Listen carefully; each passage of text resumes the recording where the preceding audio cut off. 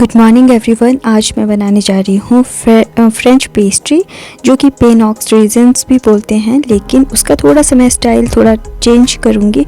और वहाँ पे जो इंग्रेडिएंट्स हैं, जैसे मैदा वहाँ पे यूज़ होता है, तो उसकी जगह मैंने यहाँ पे आटा लिया है। तो यहाँ पे थोड़ी मैंने वीडियो बनाई थी पहले, लेकिन वो किसी वजह से चल नहीं पाई, ख़राब हो गई थी या शायद मे बी डिलीट हो गई मुझसे। तो इसीलिए मैं यहाँ पे आपको पहले का प्रोसेस बता देती हूँ। मैंने लिया था ईस्ट, जो ड्राई ईस्ट वाला होता है, इंस्टेंट ईस्ट, वो ली थी। और साथ में ही उसमें उसे मैंने ल्यूकवार्म वाटर में डाल दिया था, आधा गिलास ल्यूकवार्म वाटर लिया था। फिर उसमें 1 चम्मच चीनी का लिया था और उसे 10 से 15 मिनट के लिए परमेंट होने के लिए रख दिया था।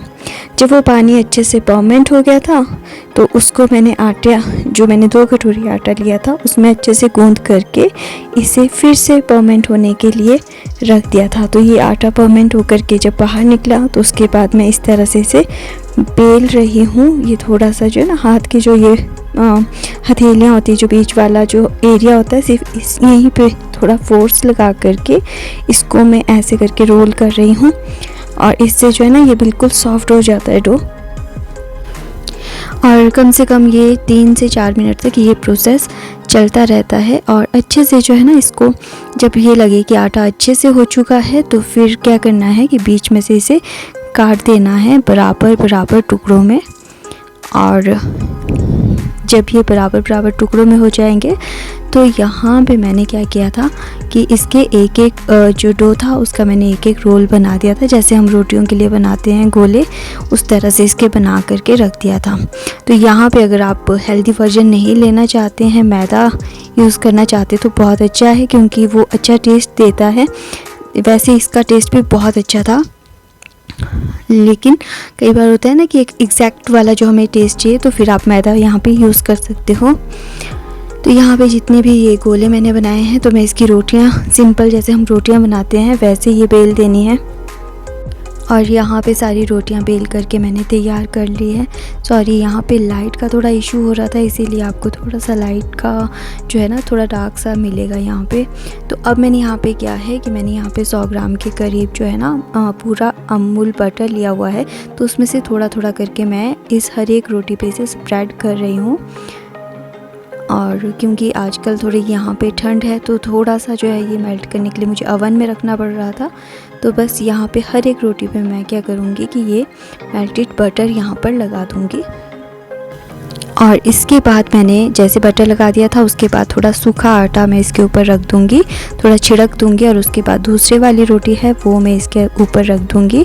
और फिर दूसरे वाली रोटी के ऊपर भी मैं सेम क्या करूँगी कि वही अमूल बटर को स्प्रेड कर दूँगी अच्छे से। ये जो है बहुत ज़्यादा इम्पॉर्टेंट है इस रेसिपी में कि इस तरह से ये प्रोसेस चलेगा। तो इसके बाद सेम मैं क्या करूँगी, जो सूखा आटा है, सूखा आटा फिर से मैं इसके ऊपर थोड़ा छिड़क दूँगी और फिर से दूसरी रोटी मैं इस पर रख दूँगी।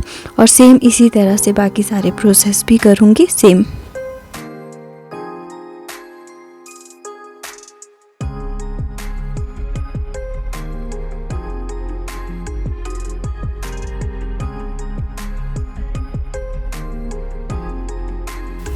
तो ये लास्ट वाली रोटी भी मैंने इस पे रख दी है। तो अब क्या करूँगी, मेरे पास है ये दालचीनी, तो मैं थोड़ी सी दालचीनी ले करके इसके ऊपर थोड़ा छिड़क दूँगी। जो सबसे ऊपर टॉप वाला है ना, उसके ऊपर मैं इसे छिड़कूँगी। और यहीं पे मैं क्या करूँगी, थोड़े से ड्राई फ्रूट्स, ये जो है चीनी है, ग्रैन्युलेटेड शुगर है, ये मैं इसके ऊपर डाल दूँगी। और फिर थोड़े से मैंने ड्राई फ्रूट्स काट के रखे थे, वो भी मैं इस पर रख दूँगी। तो मेरे पास ये है काजू। तो आप चाहें तो यहाँ पे जो है, जैसे किशमिश होती है, तो किशमिश यहाँ पे ऑथेंटिक ड्राई फ्रूट है जो कि इसमें जाता है, लेकिन मेरे पास किशमिश नहीं थी इस समय, मेरे पास कैश्यूज़ थे, तो मैं कैश्यूज़ ही यहाँ पर यूज़ कर रही हूँ। और कैश्यूज़ भी काफ़ी अच्छा टेस्ट देते हैं। और ध्यान रखिए, अगर आप दाख यूज़ करते हैं, किशमिश यूज़ करते हैं, तो उसको आप डायरेक्ट बेकिंग उस पर ना आने दें, बेकिंग वाली जो रेज़ होती है उस पर ना आने दें, अदरवाइज़ वो कड़वा सा इफ़ेक्ट देता है। तो उसको हमेशा अंदर की तरफ ही रहने दें। तो यहाँ पे ड्राई फ्रूट्स मैंने कट कर लिए हैं। तो अब मैं इसे क्या करूँगी, इस तरह से प्रॉपरली अच्छे से रोल करती जाऊँगी।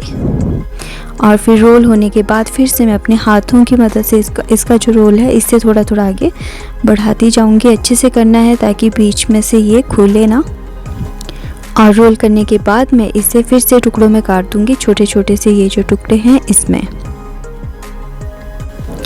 अब मैंने ले ली है बेकिंग शीट और साथ में ही ट्रे ले ली है, बेकिंग ट्रे। तो इस पे मैं ये सारे इस तरह से लगाती जाऊंगी जिस तरह से आप देख रहे हो, और इसको 1 बाय 1 करके रखूँगी और फिर इसको कवर कर दूँगी मैं क्लिंग फॉइल से। और इसे थोड़ी देर के लिए, मैं आधा पौना घंटे के लिए मैं इसे फिर से प्रूविंग के लिए रख दूँगी। तो अब ये प्रूविंग के लिए बिल्कुल तैयार है। तो इसको मैं आधा पौना घंटा थोड़ी गर्म जगह पे रखने वाली हूँ। और आधे घंटे के बाद देखिए किस तरह से ये फूल गए हैं। तो बस ये बिल्कुल तैयार है ओवन में जाने के लिए। तो इसके बाद मैं इसे प्री हीटेड ओवन में, जो कि 180 डिग्री पे मैंने प्री हीट किया था ओवन 10 मिनट्स के लिए, उसमें मैं इसे डाल दूँगी 15 मिनट के लिए फिर से 180 डिग्री पर ही बेक करने के लिए। और बेक करने से पहले यहाँ पे मिल्क वॉश मैं कर लूँगी ताकि यहाँ पे जितना भी है जब ये बाहर बेक हो करके निकलेगा तो ऊपर से इसका ब्राउन और क्रस्टी रहेगा, इसका जो भी एरिया है फ्रंट साइड वाला जो ऊपर अपर लेयर है। तो बस बेक करने के बाद ये आ गए हैं और आप देख सकते हो कितना क्रस्टी सा ये दिख रहा है और इसकी सारी लेयर्स एकदम से साफ़ और क्लियर नज़र आ रही है। मैं आपको एक बार से फिर से इसे दिखा देती हूँ। और यहाँ पे जो है ना ये दूसरी तरफ से बिल्कुल एकदम से बेक हो चुका है, बिल्कुल इसका ब्राउन कलर आ चुका है, जबकि दूसरी तरफ से ये हल्का ब्राउन हुआ है, साथ में ही क्रस्टी सा बना है। सेम इसी तरह से ये सारे पीसेस बने हैं। तो आप इसे टी के साथ भी दे सकते हैं एज ए स्नैक्स, या फिर इसे आप कस्टर्ड के साथ डिप करके भी दे सकते हैं। तो वो चॉइसेस आपकी है। फ़िलहाल मैं इसे कस्टर्ड में नहीं कर रही हूँ, डायरेक्ट चाय के साथ ही दूँगी। तो अगर आज का वीडियो पसंद आया तो please like, share and comment, subscribe my channel अगर अभी तक आपने नहीं किया है। फिर आपसे मुलाकात होगी नेक्स्ट वीडियो में किसी और ब्लॉग के साथ। Till then bye bye. अपना ढेर सारा ध्यान रखिए।